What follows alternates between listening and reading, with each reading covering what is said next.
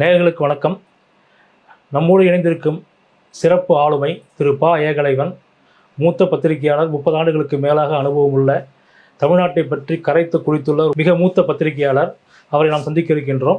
ஐயா வணக்கம். வணக்கம் வணக்கம் வணக்கம் கோபி சார், எப்படி இருக்கீங்க? நல்லா இருக்கு, சொல்லுங்க. உடல்நிலை பரவாயில்லைங்களா?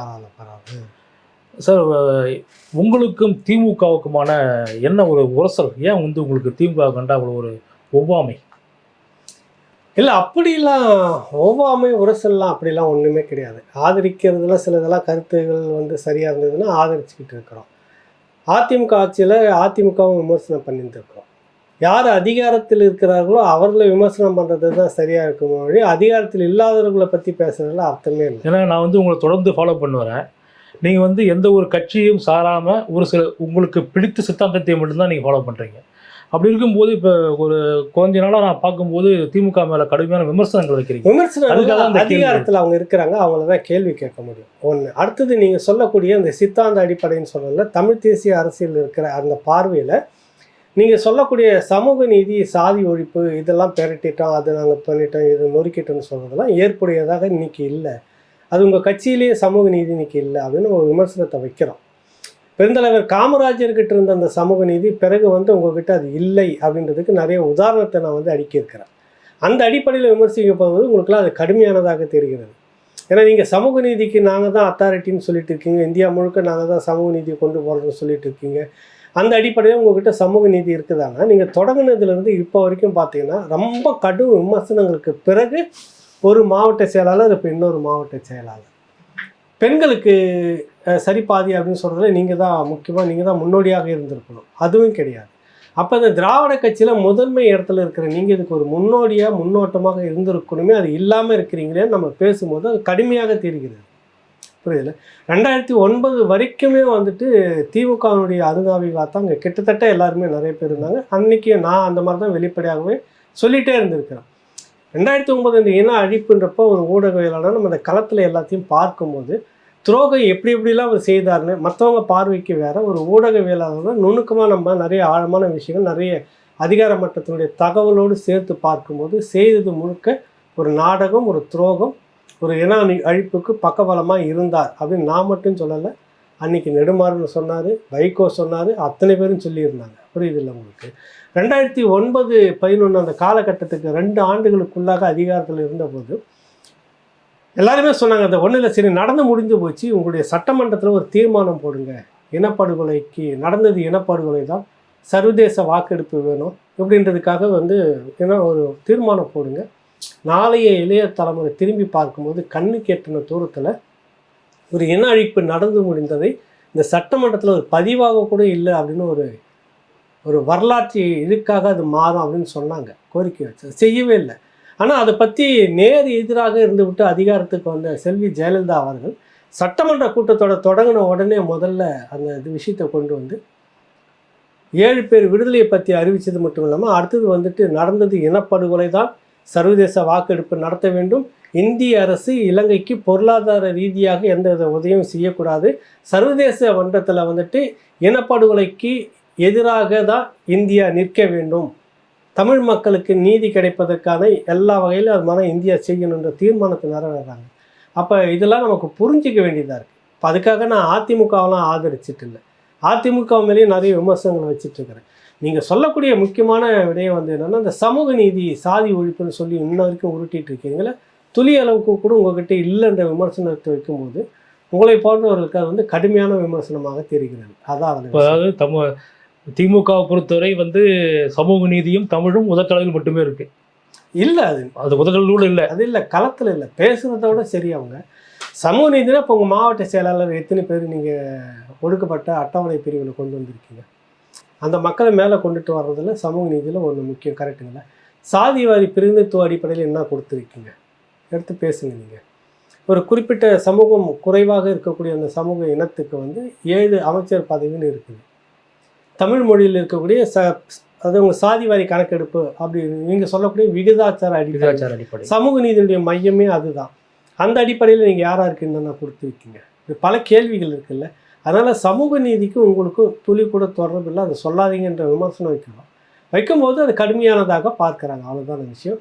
மற்றபடி அவங்களுக்கு நமக்கு என்ன வாய்க்காவாக இருக்கும் தகராறு ஒன்றும் கிடையாது. விமர்சனங்கள் வைக்கிறோம் சரியானது அப்படின்னு வந்தாக்கா உண்மையிலேயே மோடி அரசை அவர்கள் எதிர்க்கிறார்கள்னா அந்த நேரத்தில் கூட நின்று எதிர்க்கிற வேலையை நம்ம செய்கிறோம், செய்தான் வேணும் அப்படின்னு பேசுகிறோம். ஆனால் நீங்கள் இந்த பக்கம் எதிர்க்கமாக இருந்துக்கிட்டு அந்த பக்கம் எல்லா விதமான கள்ள அரசியல் உறவும் வச்சுக்கிட்டு சுமூகமாக போயிட்டு இருக்குதுன்றப்ப அங்கே விமர்சனம் வருது.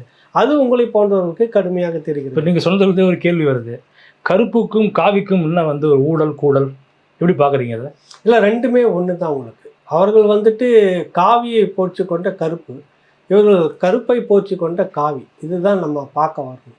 ஒரு விஷயம் இல்லை, நீங்கள் எந்த காலத்துலேருந்து ஆர்எஸ்எஸ் இந்துத்துவா வந்து எப்பத்துலேருந்து நீங்கள் எதிர்த்துட்டு வரீங்கன்னு வரலாறுலாம் இருக்குது.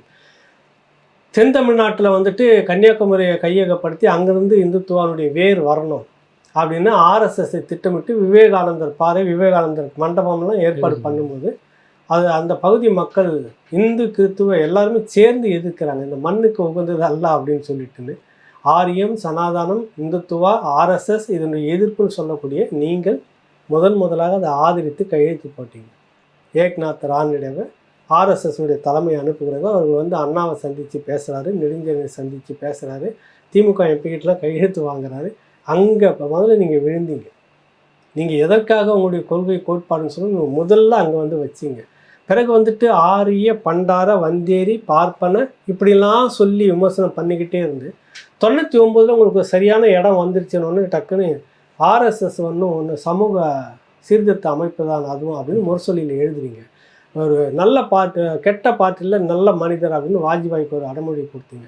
மினிமம் அஜெண்டா அப்படின்னு ஒன்று சொல்லிக்கிட்டு நீங்கள் வந்து பாஜகவை தாங்கி பிடிச்சி அந்த 5 ஆண்டு காலம் அந்த பாஜக வளர்த்தது திமுக.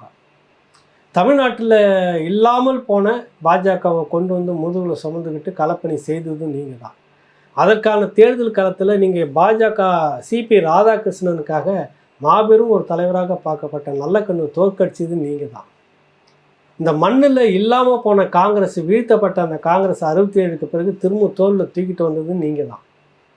எல்லா விதமான சீர்கேடும் செய்துவிட்டு நாங்கள் இப்படியானவர்கள்ன்றப்ப அதன் மீதான விமர்சனம் அப்படி வைக்கும்போது அது உங்களை போன்றவர்களுக்கு கடுமையானதாக தெரிகிறது. இதுதான் விஷயம். நடந்த வரலாறு தானே பேசுகிறோம். இப்போ பழைய கதையை சொல்லிட்டீங்க. இப்போ ஒரு சமீபம் ஒரு 2-3 நாட்களாக நடந்து வரும் கதையை சொல்லுங்கள். இந்த டீ பார்ட்டி, போன வருஷம் வந்து டீ பார்ட்டியில் வந்து நீட்டை வந்து காமிச்சு நாங்கள் தடுக்கிறோன்னு சொல்லி தவிர்த்தாங்க. இப்போ வந்து திமுக வந்து கலந்துக்காது, கூட்டணி கட்சிகள் கலந்துக்காது. ஆனால் திமுக அரசு சார்பாக வந்து முதலமைச்சரும் திரு துரைமுருகனும் போய் கலந்துக்கிறாங்க. அதுதான் தெரியும். எடப்பாடியை கூட கேட்டிருந்தாரு, திமுக தலைவர் தான் வந்து திரு ஸ்டாலின், திமுக பொதுச் செயலாளர் தான் திரு துரைமுருகன், 2 பேரும் போயிட்டாங்க. அப்புறம் என்ன இதில் வந்து அரசு என்ன, கட்சி என்னன்னு கேட்டிருந்தாரு. அதை பற்றி உங்கள் பார்வை என்ன? பொதுவாக இதுதான் திமுக ஏன் விமர்சிக்கிறோம் அப்படின்னு கேட்குறீங்கன்னா, தங்களுக்கு வேணும், தங்களுடைய குடும்ப நலன் அப்படின்னு வந்துட்டாங்கனாக்கா அதுக்கான வார்த்தைகளை புதுசாக போட்டு இந்த மக்களை ஏமாற்றுவாங்க. இது வந்து காலங்காலமாக நடந்துட்டு இருக்கிற நிறைய உதாரணம் உங்களுக்கு. உங்களுக்கு தெரிய நினைக்கிற பத்திரிக்கையாளராக 78, 79 அந்த காலகட்டத்தில் தஞ்சாவூரில் நடந்த இடைத்தேர்தலில் எம்பி எலெக்ஷன் அது. அப்போ வந்து ஜார்ஜ் பெர்னாண்டஸ் எமர்ஜென்சிக்கு பிறகு இங்கே கூப்பிட்டு வந்து பேசும்போது தனக்கு ஏற்பட்ட ஒரு பெரிய வலி, என் குடும்பத்தை எப்படியெல்லாம் அந்த emergency period Indira Gandhi police சிதைத்ததுன்னு சொல்லி அவர் உருக்கமாக பேசுகிறப்ப பதிலுக்கு இவரும் உருக்கமாக பேசுகிறால வந்து இன்னொன்று மட்டும் சொல்கிறாரு உங்களுக்கு. என்னை நான் ஏன் உயிரோடு இருக்கிறேன்னாக்கா இந்த காங்கிரஸை வேரோடி மண்ணோடும் ஒழிக்கணுன்றதுக்காக தான் இந்த கருணாநிதி உயிரோடு இருக்கிறான்னு அழுதார் அன்னைக்கு. தன்னுடைய மனைவியை, என்னுடைய மனைவி உங்களுடைய அண்ணியை அரை நிர்வாணப்படுத்தி இந்த இந்திரா காந்தி போலீஸ் வந்து கொச்சைப்படுத்தியது, சோதனையிட்டது. அன்றைக்கே இந்த கருணாநிதி செத்து போயிருப்பாங்க. முசோலினி, சண்டாளி, அந்த வார்த்தை சொல்லக்கூடாது, இப்போ சொன்னால் வழக்குன்றாங்க. அது அன்றைக்கி சொன்ன கருணாநிதி சொன்ன வார்த்தையை நான் சொல்கிறேன். சண்டாளி, கொலைகாரி, ஹிட்லரு, இப்படிலாம் வந்து வர்ணித்து பேசினவர் அப்படியே வந்து நேருவின் மகளே வருக என்பதில் இதெல்லாம் நம்ம சொல்கிறோம். இவங்களுக்கு இன்னைக்கு இல்லை, உங்களுக்கு தொடக்கத்திலிருந்து எந்த காலத்தில் இவங்க ஒன்றிய அரசு இல்லை மத்திய அரசு உங்களுக்கு வேண்டாத வரைக்கும் ஒன்றிய அரசு, நீங்கள் நேற்று முந்தா நாள் வரைக்கும் ஒன்றிய அரசு வஞ்சிக்கிறது, நிதி ஆயோக் கூட்டத்தை நாங்கள் புறக்கணிக்கிறோம்னு. உங்களுக்கு என்ன இப்போ பிரச்சனை வந்துட்டு பாஜக மோடியை நாங்கள் எதிர்க்கிறோம், பிரதமர் மோடியை நாங்கள் எதிர்க்க மாட்டோம், அதிகாரத்தில் இருக்கிறால் நாங்கள் மரியாதை நாங்கள் வந்து அரசு ரீதியாக மத்திய அரசோடு பேசித்தான் ஆகணும். இங்கே வந்து பாஜக RN ரவியை நாங்கள் எதிர்க்கிறோம், ஆளுநர் ரவி அதிகார ரீதியாக நாங்கள் மதிப்பு கொடுத்து டீ பார்ட்டியில் கலந்துக்கிட்டாங்கணும். நோக்கம் என்னவென்றால் உதயநிதி துணை முதலமைச்சர் ஆகணும், அதை மனமகிழ்வோடு ஆளுநர் வந்து செய்தி வைக்கணும், அதுக்குள்ளே இந்த சலசலப்பு முரண்பாடு எதுவும் இருக்கக்கூடாது. மக்களுக்காக எதுவும் நிதி ஆயோக் கூட்டம், மக்களுடைய நிதி பிரச்சனை, அங்கே போய் பேசி வாங்கிட்டு வந்து நாங்கள் சமரசமாகணும். அதுக்கு சமரசமாக முடியல உங்களால், அதை புறக்கணிச்சிங்க நீங்கள், புரியுதில்ல? ஆனால் தான் மகனுக்கு ஒரு அதிகாரத்தை வந்து நல்லபடியாக முடிச்சு கொடுக்கணுன்றப்ப நீங்கள் ராஜ்நாத் சிங் இருப்பதிலே நல்ல மனிதர், அவர் எங்களுக்கு வந்திருக்கிறார், அவரை தான் நாங்கள் வேண்டும் என்று கூப்பிட்டு வந்தோன்றீங்க. இந்த 100 ரூபாய் காயின் இது நடத்துறது மத்திய அரசு தான் அப்படின்றீங்க. செலவின கணக்குகள் குறுக்கீடுக்கு மாட்டேங்கிற ஒரு கேள்வி இருக்கு. ராஜ்நாத் சிங் வந்து கேபினெட்டில் வந்து 2வது இடத்துல இருக்கார், மிக முக்கியமான பதவியில் இருக்கார். அப்படி இருக்கும்போது இந்த 100 ரூபாய் நாணயம் வந்து மோடி அல்லது அமித்ஷாவோட ஒப்புதல் இல்லாமல் வெளியிடுறதுக்கு வாய்ப்பு இல்லை. அப்போ வந்து இவங்களுக்குள்ள இருக்கிற உறவு வந்து வெளிப்பட்டு போகுது. இல்லை, அதுதான் முழுக்க முழுக்க இவர்கள் கேட்டது கிடைக்கிறது. பேனா வைக்கிறது, கடலை ஓரத்தில் பேனா சிலையை வைக்கிறதுக்கு சுற்றுப்புற சூழல் அனுமதி வந்ததா இல்லையா? வந்தது. 100 ரூபாய் நாணயத்துக்கு எப்படி உடனடியாக மத்திய அரசு வந்து உங்களுக்கு அனுமதி கொடுத்துருக்குது? நீங்கள் கேட்டதெல்லாம் கிடைக்குது, எப்படி கிடைக்குது? அப்புறம் என்ன, நாங்கள் வந்து இந்துத்துவாவை தடுக்கக்கூடிய ஒரே சக்தி நாங்கள் தான், பாஜகவை எதிர்க்கக்கூடிய ஒரே சக்தின்னு இன்னும் யாரை ஏமாற்றிட்டு இருக்கிறீங்க? இதெல்லாம் கேட்குறோம்ல, இது உங்களை போன்றவர்களுக்கு எதிராக தெரியுது, புரியுதில்ல? சரியான கேள்வி நான் கேட்குறேன். இது தவறுனா நீங்கள் பேசணும். நீங்கள் மக்களுடைய நிதி ஆயோக், மாநில நலத்துடைய நிதி போய் உட்காந்து சண்டை போட்டு வாங்கிட்டு வரணுமா? நாங்கள் புறக்கணிக்கிறோன்னு போன வாரம் சொல்லிவிட்டு இந்த வாரம் வந்துட்டு எங்களுக்கு இருப்பதிலேயே நல்லவர் அவர் தான், அவர் எங்களுக்கு நாணயம் வெளியிட கூப்பிட்டுருக்குறோன்னு கூப்பிட்டு மடியில் உட்கார வச்சுட்டு இருக்கிறீங்க. அங்கே அண்ணாமலையை வந்து எங்கேயோ கண் தேடுதே அப்படின்ற மாதிரி சுற்றி முற்றி தேடி கூப்பிட்டு நிற்க வச்சுக்கிறீங்க, பக்கத்தில் கூப்பிட்டு நிற்க வச்சுக்கிறாங்க. ஏன், என்ன காரணம்? இதில் இன்னொரு கேள்வி இல்லை, இதுக்கு மட்டும் உங்களுக்கு பாஜக வேணும். இப்போ வந்து அந்த அறிக்கையெல்லாம் ட்விட்டர்லாம் பார்த்தீங்கன்னா மத்திய அரசு அமைச்சர், ஏன் ஒன்றிய அரசுன்னு போனப்போ? அதாவது மக்களுக்காக ஒன்று சேர மாட்டார்கள், தனக்கு தன் குடும்பத்திற்குன்னா எது வேணாலும் செய்துப்பாங்க. அதுதான் இவர்கள் அப்படின்னு நம்ம சொல்ல வரோம். இப்போ இதில் வந்து முழுக்க டீ பார்ட்டியில் ஏன் நீங்கள் போய் சரண்டர் ஆனீங்கன்னாக்கா அடுத்த 2 நாளில் 100 ரூபாய் நாணயம் வெளியிட வேண்டிய விஷயம் இருக்குது. நீங்கள் இதை புறக்கணிச்சிங்கனாக்கா ராஜ்நாத் சிங் இங்கே வரமாட்டார், அங்கே அவர் புறக்கணிப்பார். கரெக்டாக பாஜகவுடைய பிரதிநிதித்துவமாக தான் இவர் இருக்கிறார், மத்திய அரசுடைய பிரதிநிதித்துவமாக தான் ஆளுநர் ரவி இருக்கிறார். புறக்கணிச்சிட்டு நீங்கள் அங்கே மட்டும் உங்களுக்கு வரணுன்னா எப்படி வருவாங்க? இதுதான் அங்கே இடிச்சுது. ஆகா, அடுத்த 2 நாளில் ஞாயிற்றுக்கிழமை நம்ம வச்சுருக்கிறோம், 2 நாளுக்கு முன்னாடி நம்ம ஆளுநர் டீ பார்ட்டியை புறக்கணிச்சோம்னா என்ன பண்ணுறது?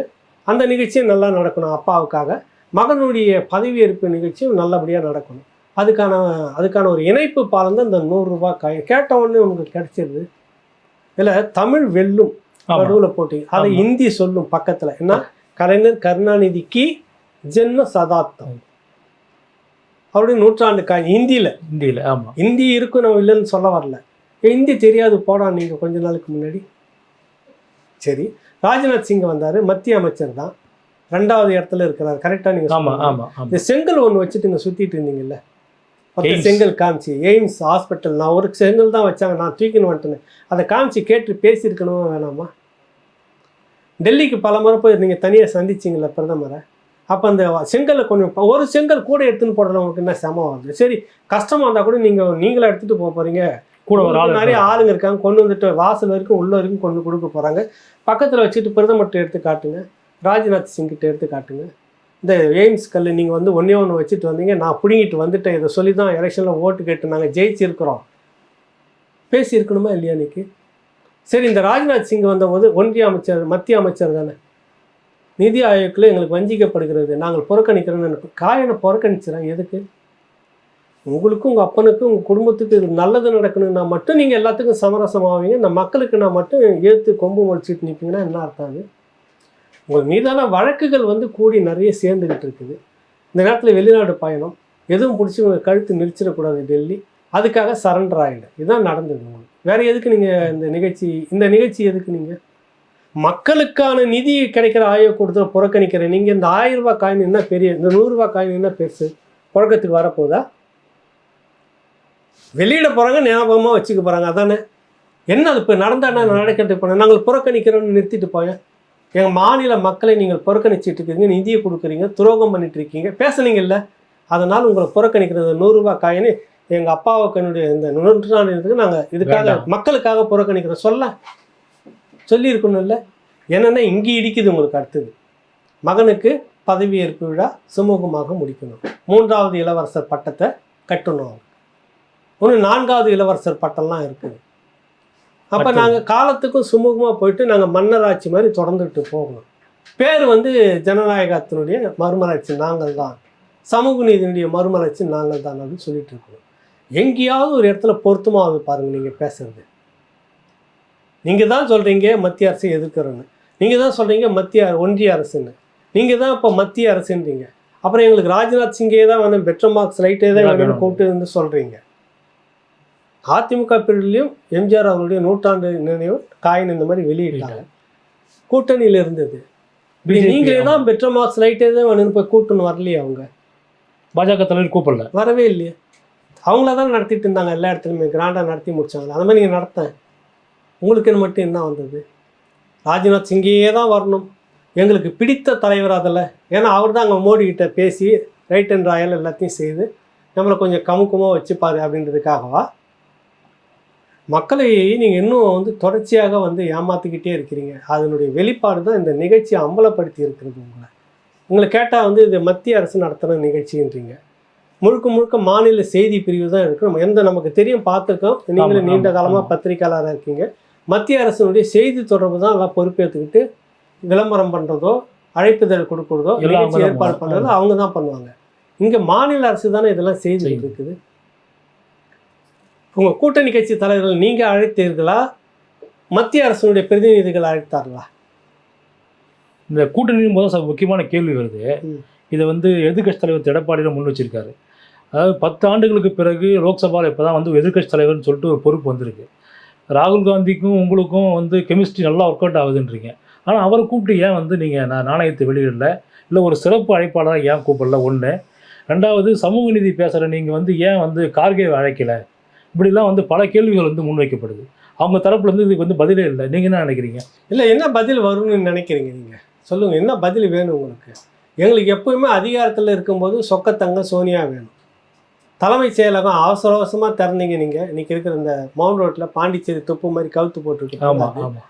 அதுக்கு வந்து முடிக்காத விஷயத்தில் நீங்கள் வந்து ஆர்ட் டைரக்டர் வச்சு டூம்லாம் போட்டு செட்டப் பண்ணி ஒரு நிகழ்ச்சி நடத்தி முடிச்சுங்க. சொக்கத்தங்கம் சோனியா தான் அதிகாரத்தில் இருந்த வரைக்கும் கூப்பிட்டுட்டு இருந்தீங்க.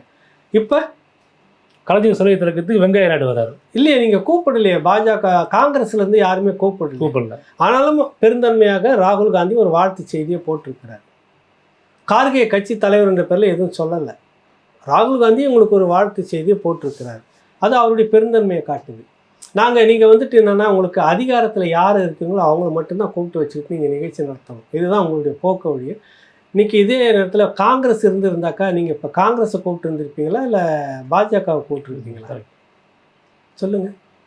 வேண்டி போய் காங்கிரஸ் கூப்பிட்டு வந்து விழா நடத்திட்டு இருப்பீங்க. வாரம் ஒரு விழா. அது நீங்கள் கூட்டணியில் வந்துட்டீங்கன்னா ஜெயிச்சிருந்தாலும் ஒரு வேலை.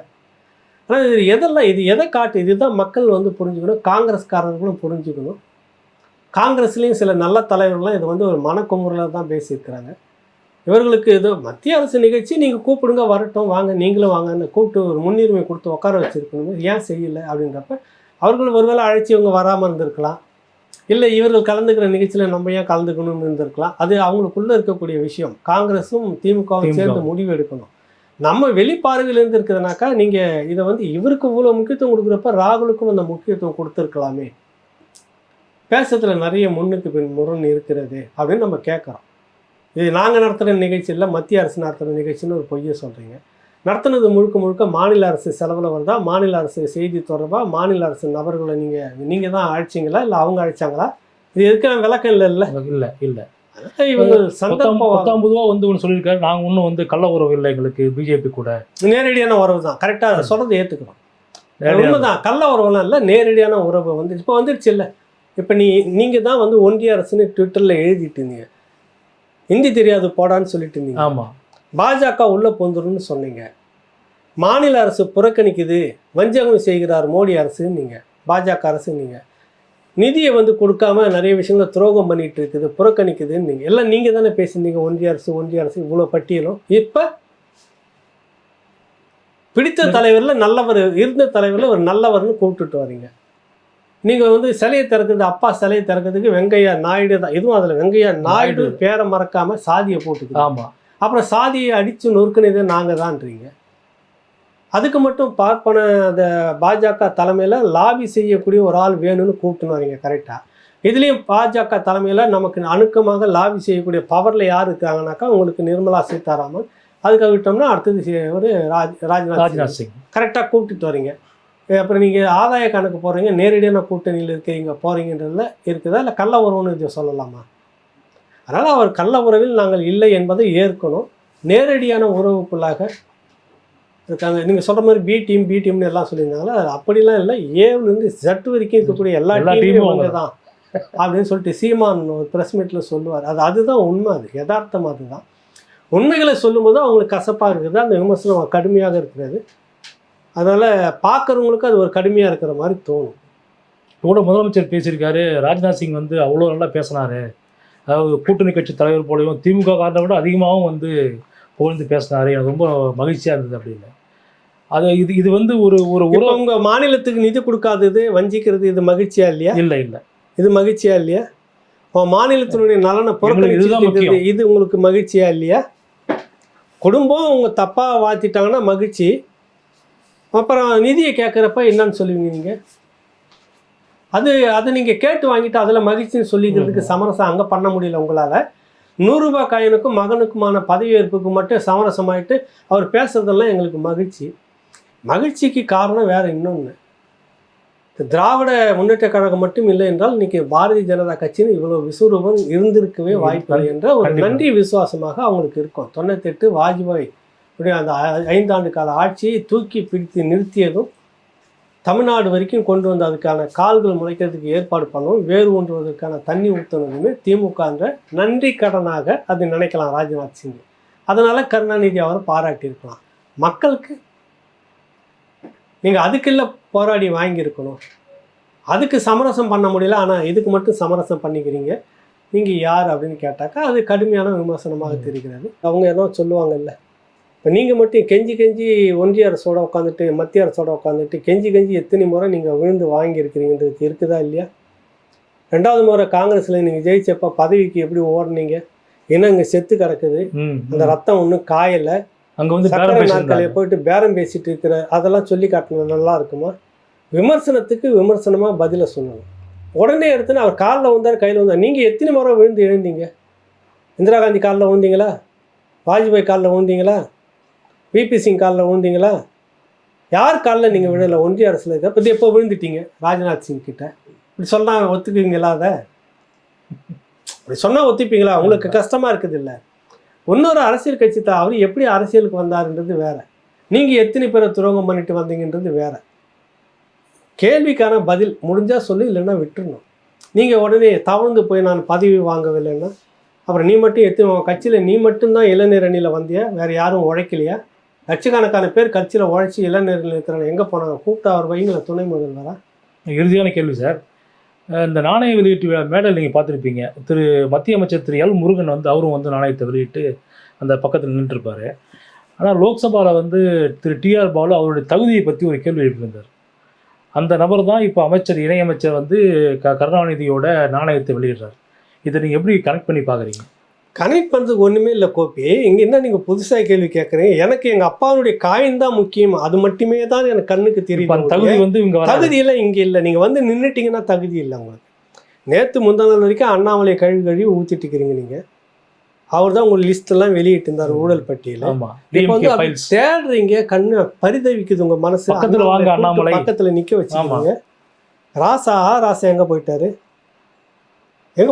ராசா எல் முருகனை வைக்க தெரிகிற அளவுக்கு நீங்கள் ஆராசா வைக்க தெரிஞ்சிருக்குது. அவங்கள கூப்பிட்டுருக்கணுமா? ஆராசா உங்களுக்காக சிறையில் இருந்தார், கண்டிப்பாக உங்களுக்காக செக் இழுத்தவர், புரியுதில்ல? கூப்பிட்டுருக்கணுமா இல்லையா? அந்த இடத்துல வச்சுருந்துருக்கணுமா இல்லையா? தகுதியான மனிதர் தானே, அந்த பட்டியலில் இல்லையே. அதை செய்திருந்தால் நியாயம். நீங்கள் எல் முருகன் வந்துட்டு அவரை பற்றி தகுதி இல்லாதவரெலாம் சொல்லிவிட்டு காயினை கொண்டு வெளியிறதுக்கு வந்து நின்றுட்டார்ல, தகுதி வாங்கிடுச்சு அவங்களுக்கு. அதுதான் திமுக, அதுதான் திராவிடம் அப்படின்னு தான் நம்ம சொல்ல வரோம். புரியுது இல்லப்ப? இதெல்லாம் நறுக்குன்னு சொல்லும்போது உங்களுக்கு கோபமாக தெரியுது, ஏதோ அவங்களுக்கு எங்களுக்கும் வரப்பு தகரான்ற மாதிரி இருக்குது. இதை தான் சொல்ல வரோம். நீ தான் சொன்னால் எல் முருகன் தகுதி இல்லாத மனிதர், என்ன தகுதின்னு கொச்சித்தனம் பற்றி பேசுனீங்க. இப்போ காசு வந்து கொடுக்குற இடத்துல இழுத்து முன்னு நிற்க வச்சுக்கிறீங்க. உங்களுக்கு வேணும்னாக்கா வச்சுப்பீங்க, வேணானாக்கா அவதூறு பேசுறது இல்லை. வனவாசம் புத்தகத்தில் எழுதுற மாதிரி. அதுதான் இவங்க திமுக மக்கள் மத்தியில் தொடர்ச்சியாக அம்பலப்பட்டுக்கிட்டு இருக்கு. அந்த காலம் மாதிரி இல்லை. இன்றைக்கி சமூக வலைத்தளங்கள் நிறைய இருக்குது. நடக்கிறது நிறைய பார்த்துட்டு இருக்கிறாங்க மக்களுக்கு எல்லாமும் தெரியுது. இதை சொல்லும்போது அவங்களுக்கு எரியுது. அவ்வளோதான் விஷயம். ரொம்ப நன்றிங்க சார். நன்றி, வணக்கம் கோபி. நன்றி, வணக்கம்.